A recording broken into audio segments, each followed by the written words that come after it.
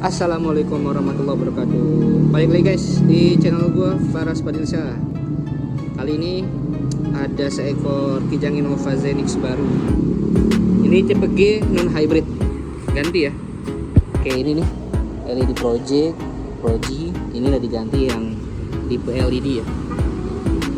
Overall sih ini tipe yang basic ya, yang tipe G. Coba kita lihat dalamnya.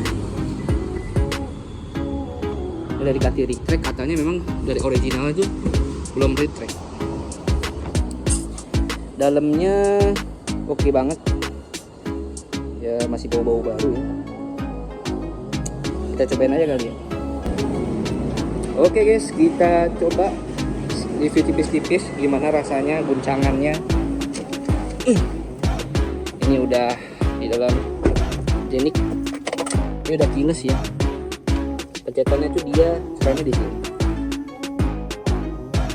Kita enak, seberapa enak Zenix harusnya sih enak. Oke, kita start. Jadi Zenix ini punya mesin kode yang sama dengan Foxy yang tipe non hybrid.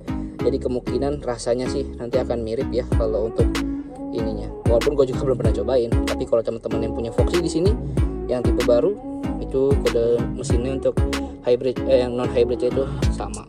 Ini kita nyalain dulu AC-nya. Oke, kita keluarin mobil dulu sambil jalan. Gas terus. Oke guys, jadi ada satu kelemahan yang langsung gue temukan dari gue banding sama Innova gue. Kameranya nggak sebagus Ribbon, cuma memang dia ada animasi ininya ya, kayak gitu. Kalau di Ribbon ininya ada di indikator tengah gitu guys. Itu kelemahan Zenix. Tapi overall untuk bangku gue ngerasa lebih empuk ini ya timbang Ribbon. Jadi kita belum tes jalan dengan sasis yang baru TNGE Toyota New Global Architecture. Seharusnya mobilnya lebih nyaman, karena kalau Ribbon itu kan masih pakai sasis monokok. Guncangannya sih gue berasa sangat goyang ya, sangat kaku gitu.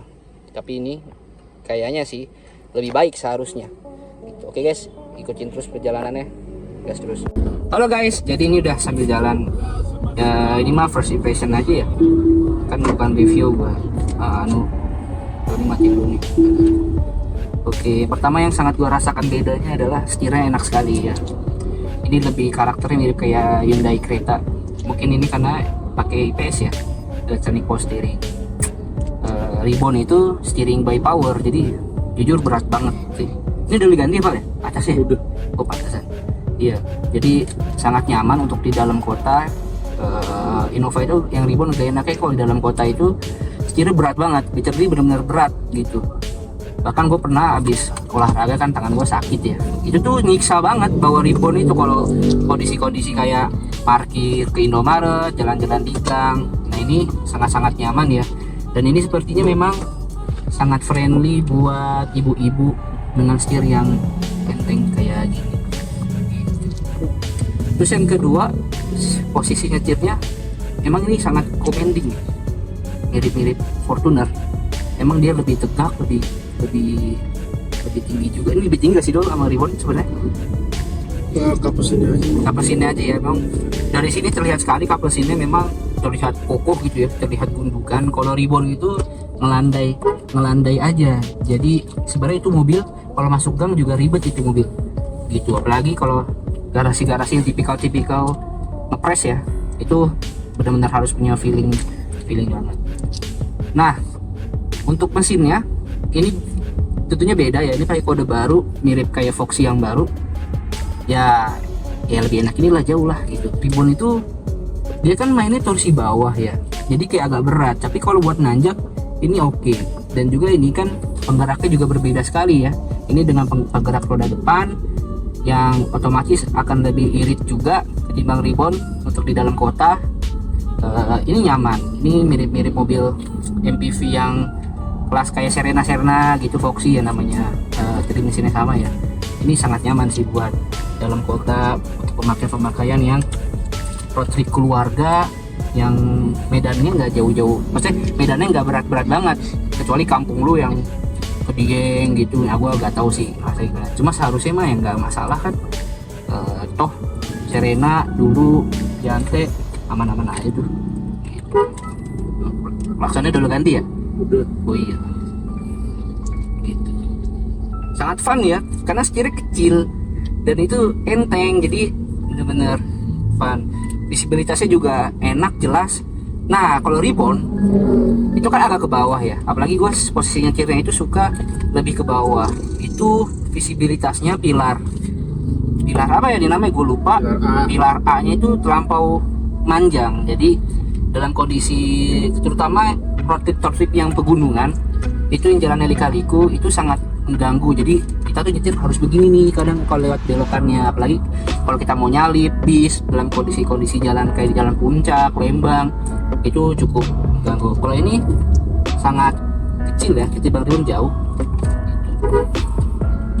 Sampai sini sih sangat fun ya, kayak ibaratnya kalau lo mau ganti mobil dari Ribbon ke Zenix yang nggak non hybrid aja pun lu banyak banget sekali improvement yang bisa lu dapetin. Dan ini buat jalan jauh gue bisa katakan ini enak. Ribbon aja tuh untuk jalan jauh enak, kursinya nyaman. Cuma memang kalau jalan di tol gitu memang lebih sedikit goyangannya lebih agak berasa aja, karena memang lagi-lagi karakteristik dari sasisnya gitu, leather frame. Kalau ini kan sudah TNGA monocoque, tentunya lebih nyaman ya seharusnya. Fun sih, fun banget. Apa lagi? Oke, ini kita saling nyalip. Ya, setidaknya nyalipnya lebih enak lah, jauh. Kalau Ribbon itu benar ada delay. Apalagi bensin ya. Maka kalau lu beli Ribbon, lu harusnya beli diesel. Gitu. Kalau bensin ya ibaratnya memang nanggung. Memang juga di pasar mobil bekas dieselnya memang harganya sangat jauh sih, masih ada selisih kadang 50 juta.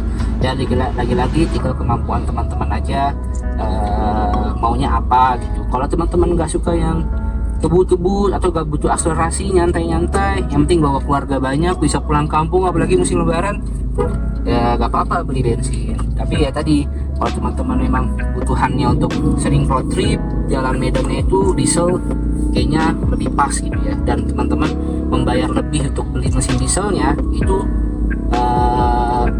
mendapatkan hal yang lebih ketimbang uangnya selisihnya itu gitu. Enak sih ban.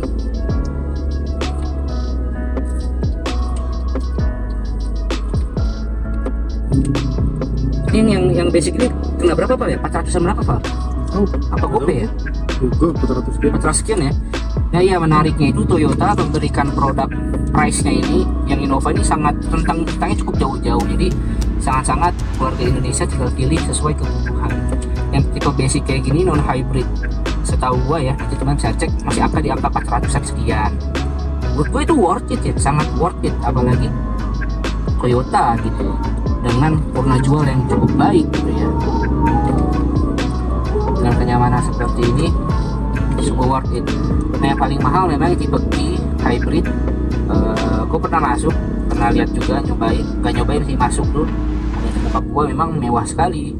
Kalau itu buat bos-bos. Jadi Innova itu adalah mobil seluruh kalangan bisa masuk, bahkan pejabat-pejabat juga pakai itu biar mobilnya nyaman dan juga tidak terlalu mencolok ya. Jadi memang sangat baik. Oke guys, mungkin nanti lain waktu bisa bawa ini lebih jauh untuk merasakan feel yang experience yang lebih mantap lagi seperti itu guys.